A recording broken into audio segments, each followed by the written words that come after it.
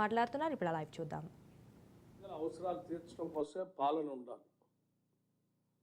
పాలన అంటే ప్రజల అవసరాలకు సంబంధించినటువంటి అంశాలని నిత్యం పర్యవేక్షిస్తూ ఆ పర్యవేక్షణ ద్వారా ఉన్న సిబ్బందితో పని చేయించాలి.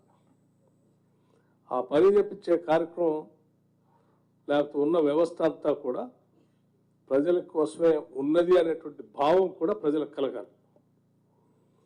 ప్రజలకు కూడా ఆ భావం ఎప్పుడు కలుగుతుందంటే రాష్ట్ర ప్రభుత్వంలో ఉన్నటువంటి యంత్రాంగాలు అన్ని వ్యవస్థలు అన్ని శాఖలు కూడా వారి దగ్గరకు వచ్చేటువంటి ప్రజలకి మేము మీకోసమే ఉన్నాము అనేటువంటి భావం వాళ్ళు కలిగించినప్పుడే ఆ భావం కలుగుతుంది.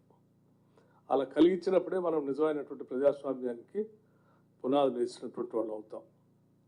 లేకపోతే వ్యవస్థలన్నీ మేమేదో పెత్తనం చెలాయించడానికి ఉన్నామనో ప్రజలంతా మా బానిసలు అనుకుని వ్యవస్థలన్నీ పనిచేస్తూ ఉంటే అది ప్రజాస్వామ్యమే కాదు.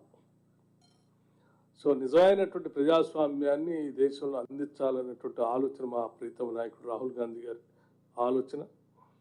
భారత రాజ్యాంగంలో పొందుపరిచినటువంటి ప్రియాంబుల్ని కానీ అందులో పొందుపరిచిన చట్టాలను కానీ తూచా తప్పకుండా ప్రజలకు అందించాలనేటువంటి ఆలోచన ఈరోజు మా నాయకత్వం అంతా ఆలోచన చేసి ఈ ప్రభుత్వాన్ని నడిపిస్తూ ఉంది. నిత్యం పర్యవేక్షణ కూడా చేస్తూ ఉంది.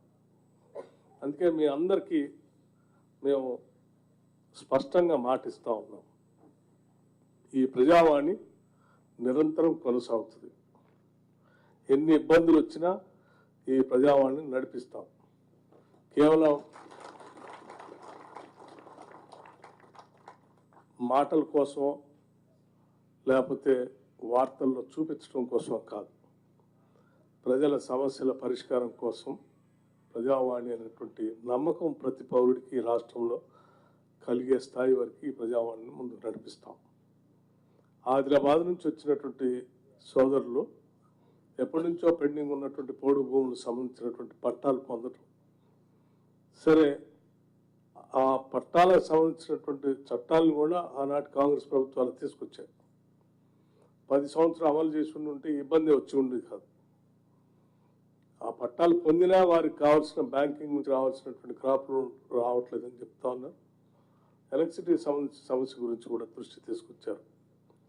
తప్పనిసరిగా మేము ఇప్పటికే ఒకసారి రివ్యూ చేసుకున్నాం. దీనికి సంబంధించి రాష్ట్ర వ్యాప్తంగా ఫారెస్ట్ రైట్స్ యాక్ట్ ప్రకారం పట్టాలు పొందినటువంటి హక్కుదారులందరికీ సరే అటవీ ప్రాంతంలో ఎలక్ట్రిఫికేషన్ జరగటానికి కేంద్ర ప్రభుత్వ పర్మిషన్స్ అన్ని అడ్డంకులుగా ఉన్నాయి కాబట్టి వారికి అక్కడికక్కడే మనం సోలార్ పవర్ని ఏర్పాటు చేసి ఎలక్ట్రిసిటీ ద్వారా పొందే ప్రతి ప్రయోజనాన్ని సోలార్ పవర్ ద్వారా వారికి అందించగలిగితే సరిపోతుందనేటువంటి ఆలోచనతో నిర్ణయానికి వచ్చాం.